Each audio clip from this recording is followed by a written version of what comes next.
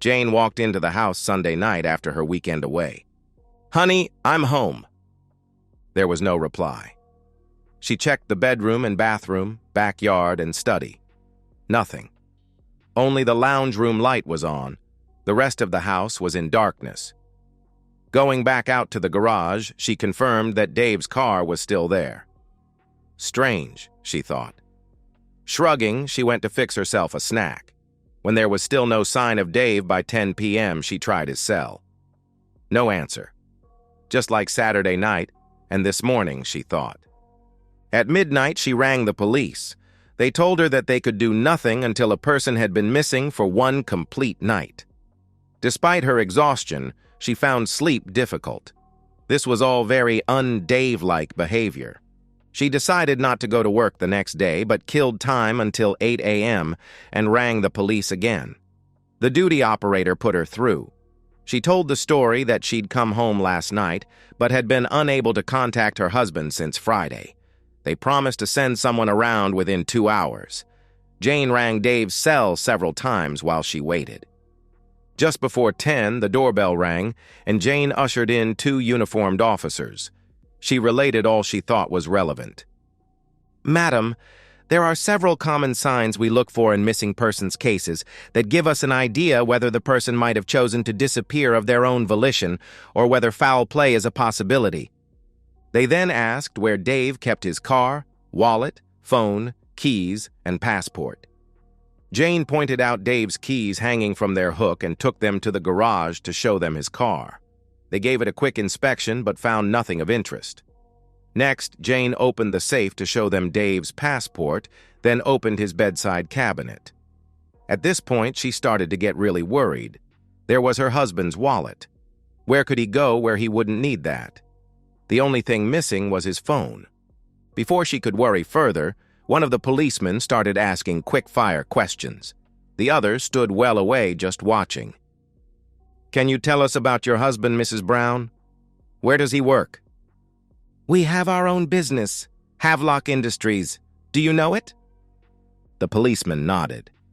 "Dave is the CEO, and I help out in the office. General admin duties, help with the books and stuff like that." "Wow, you must be loaded," asked the officer. "Well, yes. We can afford all the best things in life, yes." "And you say that this is completely abnormal behavior for your husband? Has he ever disappeared before?" "No, never. My Dave is a creature of habit. You could set your watch just by looking at his routine most days." "How would you describe your marriage, Mrs. Brown?" asked the officer. "What are you trying to imply?" "What I mean is, was your husband happy? Could he have run away with his secretary or something like that?" Jane gave a short laugh. "Well, for a start, I'm his secretary. Secondly, Dave would never do anything remotely like that. I'm his life. He is completely devoted to me." "Okay, Mrs. Brown. Now, can I ask for your whereabouts last weekend?" "I went to visit my sister in Colville. I left Friday night and got home Sunday just after 7 p.m. "You drove?" the officer asked. "Yes, it's only a 3-hour drive." "Okay, Mrs. Brown. That's all I can think to ask at the moment. Can you give us your husband's cell number, all his bank account numbers, personal and business, plus any credit card numbers he uses? Also, a list of his friends, his and your family members with their contact details, please." "Why do you need all the bank account and credit card numbers?" she asked. "Well, we know he left his wallet behind, so if he is out there, he needs money to live." "You said there were signs that indicated whether he had left of his own accord or whether something bad may have happened. What does it look like?" "Sorry, Mrs. Brown, but apart from the missing phone, nothing else looks particularly good." It took Jane about 15 minutes to get all their requested information. Then she showed them to the door. "We'll keep you posted. Of course, if he shows up, you will let us know, won't you?" "Of course," Jane replied. The 2 policemen left. Once they were in their car, the senior one turned to his partner. "Well, that stank." "What do you mean?" "Didn't you notice how defensive she got when you asked about the state of their marriage? Then she stuttered when you asked where she'd been for the weekend. I tell you, John, I think we should fast-track this one. Something is rotten in the state of Denmark. Is her sister's phone number on that list she gave us? I think that would be a bloody good place to start." 2 days later, there was still no sign of Dave. Jane was getting frantic with worry. She rang the police at least twice a day, but there was never any news. Wednesday morning, the same 2 policemen from Monday showed up at the office and asked to speak to her. She took them into Dave's office for some privacy. This time, it was the senior officer who did all the talking. "Mrs. Brown, on Monday you told us that you had spent all weekend with your sister in Colville, right?" "Yes," she replied. "Care to tell us why you were lying, Mrs. Brown?" This floored Jane. It had been pure reflex that she'd stuck to the sister story last time. She wasn't someone comfortable with lying. Well, not till a year ago, that was. Now it was practically second nature. "I never wanted Dave to find out." "Find out what, Mrs. Brown?" asked the senior officer. "That I wasn't at my sister's." "Where were you, Mrs. Brown?" asked the officer. "At the Hilton across town." "Were you alone?" "No," she answered. "Who were you with?" the officer asked. "I don't want to say." "Well, it's your choice, Mrs. Brown. Either you tell us now, or we arrest you, take you down to the station, and you tell us there." "What? Arrest me? Why?" "Well, look at it from our point of view, Mrs. Brown. Your husband disappears and all the signs point to foul play. There are also some other things which we won't go into now, but believe me when I say we have ample reason to detain you. So, your choice. Who were you with at the Hilton all weekend?" "A man," she replied. The policeman asking the questions grinned at his partner in triumph. Jane missed the interchange. She was too busy looking at the floor, face flushed. The officer turned to Jane and asked, "Who, Mrs. Brown?" "Dennis Smith," Jane replied. "Your lover, Mrs. Brown?" asked the officer. "Yes," Jane answered. "And did you leave the hotel any time between Friday and Sunday nights?" the officer asked. "No. The only time I left the room even was to go to the restaurant to eat," Jane responded. "Can you say the same for Mr. Smith?" the officer asked. "No. He left for about 2 hours Saturday afternoon. Said he had some personal business to attend to," Jane explained. "Where can we find this Dennis Smith?" the officer inquired. Jane hesitated before answering. This was spiraling out of control. "Across the hall. He is my husband's deputy," Jane admitted. A look of distaste crossed the policeman's face. "Is it possible, Mrs. Brown, that your husband found out about your adultery and abandoned you?" the officer suggested. "No. We were very discreet. My husband could never know," Jane responded emphatically. "Can you ask Mr. Smith to come in here, please, madam, then leave us alone?" the officer requested. Without a word, Jane stood up and walked into Dennis's office. "Dennis, the police are here. They know about us. They want to talk to you," Jane said. "Damn!" Dennis exclaimed. Dennis's face paled, and then slowly he stood and walked into Dave's office with the demeanor of a man walking to the gallows. Jane sat in reception for the next 45 minutes, her mind in a turmoil of dread. For the first time, she really thought about her affair with Dennis. Until now, she had partitioned it into the emotional, too hard basket. Boredom had been the instigator. Intimacy with the same man for so many years had just become routine. Dave had stopped asking her for anything new and exciting years ago, so it had just become unexciting. When Dennis had made his wishes known for a special relationship, Jane had hardly hesitated. It added the excitement she was missing. Generally, there was very little guilt on her part, except for that one time. It had been about 4 months into her infidelity when Dennis had suggested yet another thing that she'd never tried before.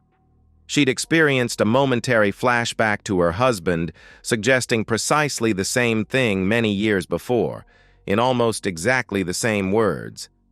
Of course, she had refused him. It was way too bad for her tastes. The vague thought had entered her mind that maybe she was mostly to blame for the routine nature of love with Dave. The thought was brushed aside by the excitement of the new experience and afterward was buried deep. Just one more thing to enhance her naughty experience by hiding. Her secret weekend hadn't ended well. Friday night, Dennis had suggested they each file for divorce from their spouses and marry. Jane had immediately shot that down. She had no intention of leaving Dave. Dennis had pressed again on Saturday until things became quite heated. Words were said in the heat of the moment that made Jane suspect that Dennis was keen to get her half of the company. Instinctively, Jane knew not to mention the real reason Dennis had disappeared for 2 hours Saturday night to the police. He had stormed out. Yes, he had come back, and yes, they had made love. But Jane knew the affair was doomed and had begun the process of emotionally divorcing her lover. She knew it had to be done carefully to prevent anything from changing suddenly, which might alert her husband. After the police left, she and Dennis talked until the end of the day, discussing all the possible implications. With heavy hearts, they went their separate ways at 6 p.m. Jane to her suddenly lonely house, Dennis to his wife. Sleep eluded them both. Jane was woken by heavy knocking on the front door at 7 a.m. the next day.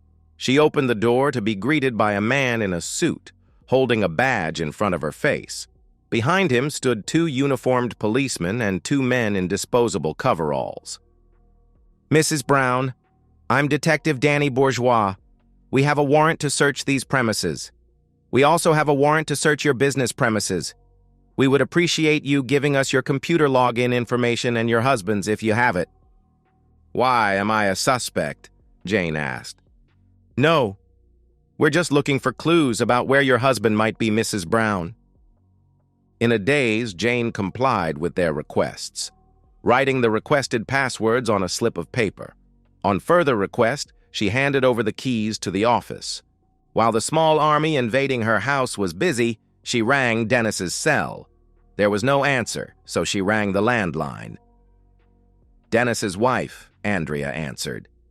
Despite being only 5'2" tall, Andrea could have passed for a model.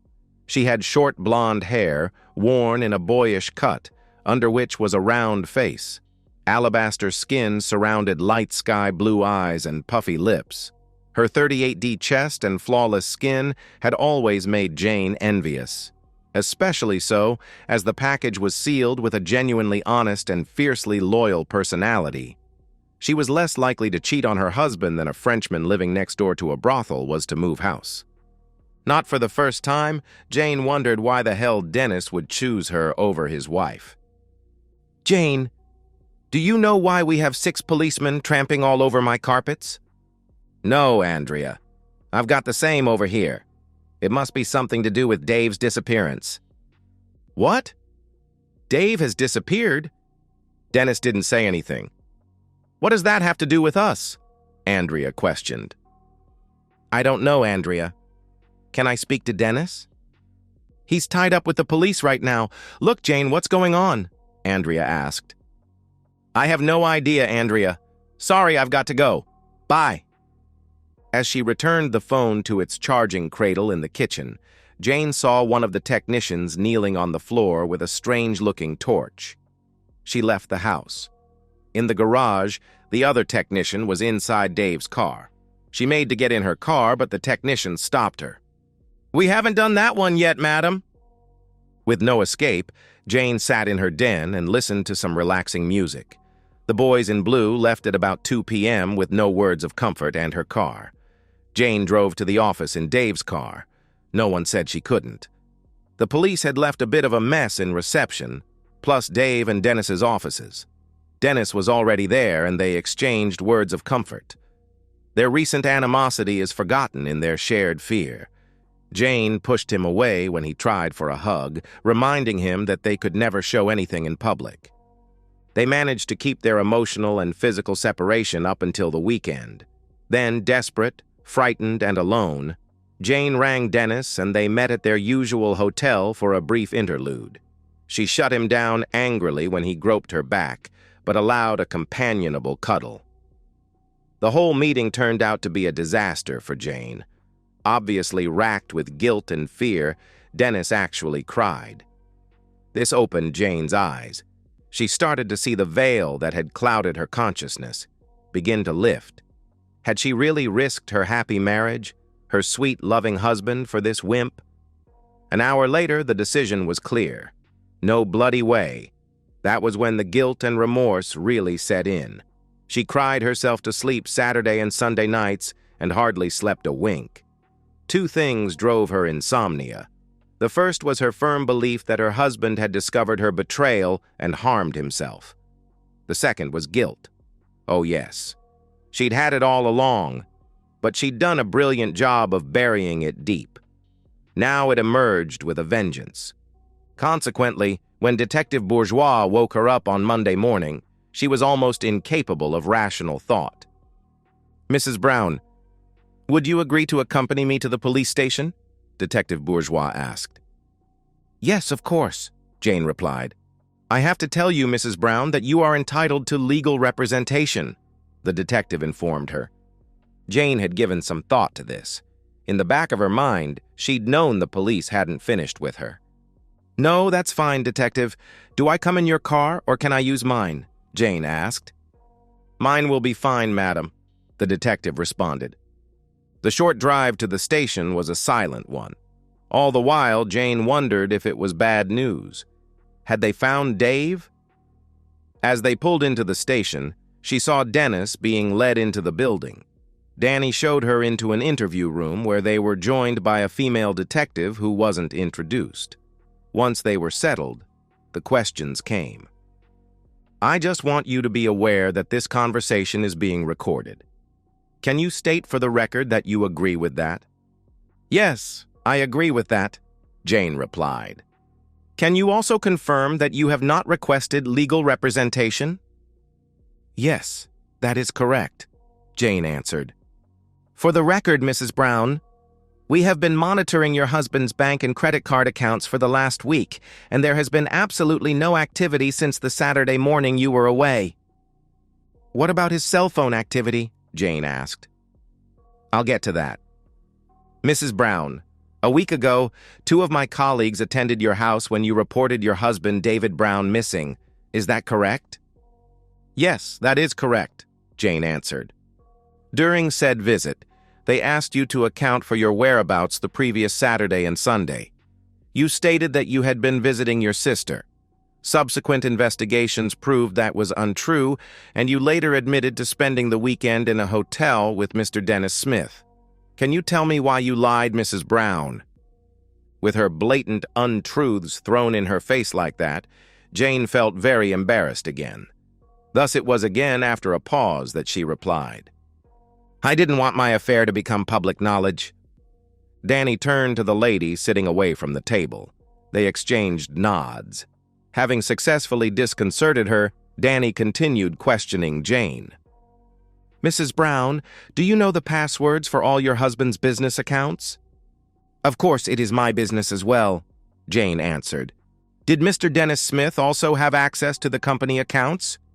"Yes, of course. He is the chief financial officer." "Okay. Are you aware that on the Friday before your trip, the sum of $8.3 million was transferred to the personal account of Mr. Dennis Smith and then immediately transferred to an untraceable account in the Cayman Islands? That sum represented almost all of your company's working capital. Can you account for your whereabouts at 1:17 p.m. on that Friday, Mrs. Brown?" Jane had a sudden sinking feeling. What time had she disappeared with Dennis into one of the stock rooms out the back that day? This was just getting worse and worse. She became aware that both detectives were still waiting for her to answer. "No, I can't. I would have been at work, though. If I can get my diary, I should be able to confirm that." "Maybe later, Mrs. Brown. I have to say we suspect that your husband is dead," the detective answered. "No, that can't be."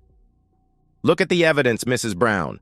Absolutely no action on any of your husband's accounts. No sightings. We know he hasn't left the country, as his passport is still here." Jane tried to interrupt with the information that as Dave had dual citizenship, he had 2 passports. But Danny knew his stuff and refused to let her regain her composure. He interrupted again. You asked about your husband's cell phone before, Mrs. Brown. I have to tell you that with the cooperation of your husband's service provider, it was found in a dumpster 1 block away from your business premises on Tuesday of last week. With it was found a quantity of plastic sheeting. Both the phone and the sheeting showed evidence of blood that has been identified as the same type as your husband's. Do you have any comment, Mrs. Brown? Jane went as white as a sheet. If something had happened to Dave, she would be devastated. The detectives watched the look of horror invade her face and completely misinterpreted it. No, Jane answered quietly. Danny Bourgeois was one of a new breed of detectives, a product of a deliberate recruiting policy, ruggedly handsome, with a natural ability to put people at their ease, unassumingly intelligent, but with a slightly checkered past. How can I put this? Let's just say that before his recruitment, he was already known to the police. The combination of intelligence, disarming demeanor, and insight into the criminal mind had ensured his quick rise through the ranks. With his instinctive approach, he knew the secret was to keep suspects off balance, so he plunged on. Then maybe you can explain where the trace of a large bloodstain came from, found on your kitchen floor and also confirmed as your husband's blood type. At this point, all Jane was capable of was looking at the floor and shaking her head. Mixing it up a bit to cause further confusion, Danny pressed on. For the record, Jane Brown is shaking her head.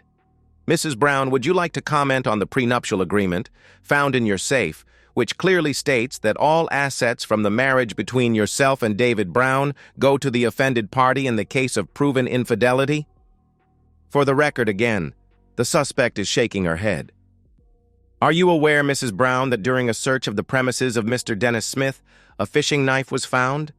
Attempts had been made to clean it, but it showed traces of human blood, again with a type shared by your husband. For the record again, the suspect is shaking her head. Lastly, Mrs. Brown, can you account for a quantity of blood, of your husband's type, found in the trunk of your car? A car that by your statement was parked at the Hilton Hotel from Friday night to Sunday night. That blood was tested as being spilled somewhere on Saturday evening plus or minus 12 hours. The full gravity of her situation finally began to dawn on her, as well as a deadly certainty. It was fully 5 minutes before she responded. The two detectives seemed happy to let her take her time. I think I need a lawyer, Jane answered. Jane Brown, I am arresting you for the murder of David Brown. You do not have to say anything, but anything. At that point, Jane fainted. Jane was remanded overnight until 11 a.m. the next day, when a judge set her bail at $250,000 and ordered her to surrender her passport. She was able to access a loan account to transfer the money to a business account. She caught a cab home. That night, the absolute shell of a woman who had been on top of the world a mere 8 days before, contemplated the future. A woman that once had everything.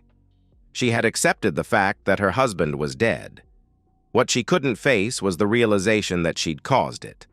The guilt and remorse she felt almost stopped her heart.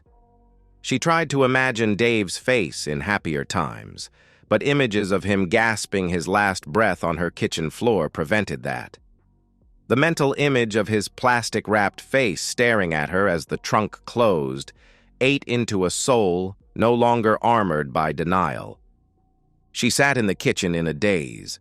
The phone rang and the beaten shell automatically answered it. It was Dennis. Jane, you have to help me. I rang Andrea and she said she's left me and cleared out our bank accounts. You have to bail me out. Please. Okay, Dennis, Jane answered. She went back online and transferred another $250,000 from the loan account. Using her newfound knowledge, she was able to pay the second bond. The next day, shortly before lunch, Dennis rang again. Thanks, lover. Can I come and see you? I really need a hug right now. Okay, Dennis. See you soon, Jane answered. As soon as she heard the cab pull up outside, she stood up and went to the door. The shell of Jane Brown opened the door. Whatever tiny part of her sanity remained snapped when she saw an ogre standing on her porch. "You lying, murdering bastard! You killed my Dave!" Raising her husband's pistol, she pulled the trigger. She didn't see the look of shock on its face as the monster was blown backward, a .45-inch hole in the center of its chest. It went down so fast that the second bullet went over its head. The last 6 hit, though, smacking into the twitching body lying on the path. With the gun still clutched in a suddenly limp fist, something slumped to the top step with its back against the doorframe as the spirit of Jane Brown fled. Ruth arrived at her sister's house, mentally prepared for the grim task of putting Jane's affairs in order. Noticing there was mail in the box, she retrieved it. Mostly bills but one postcard. With the common logic of, if people wanted to keep the message on postcards private, they would use an envelope. She picked it up. On the front was a photograph of a beautiful beach on Grand Cayman. On the back, simply the words, "Wish you and Dennis were here. Love D and A." What was that all about? She kept going into the house. And so, we've reached the end of today's story. Was it what you expected, or did it take a twist you didn't see coming? I'm curious to hear your thoughts. Share them in the comments below, and let's get a conversation going. If this story kept you hooked, make sure to hit that like button. And if you're new here or just haven't subscribed yet, now's the perfect time to join our community. I bring you fresh, captivating stories every day, so click that subscribe button and turn on notifications so you never miss out. Thanks for watching, and I'll see you in the next one.